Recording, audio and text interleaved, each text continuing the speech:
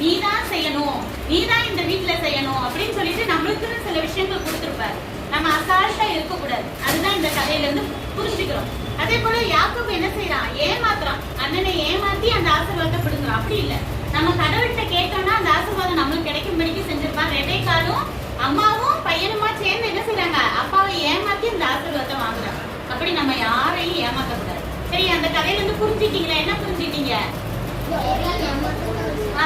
கொடுத்தத ஊழியத்தையோ எதையோ ஒண்ணு உரிமையை கொடுத்தத நம்ம விட்டு கொடுக்கவே கூடாது. சரியா? மற்றது நீங்க ட்ரெஸ் கொடுங்க, சாப்பாடு கொடுங்க, எல்லாமே ஷேர் பண்ணுங்க.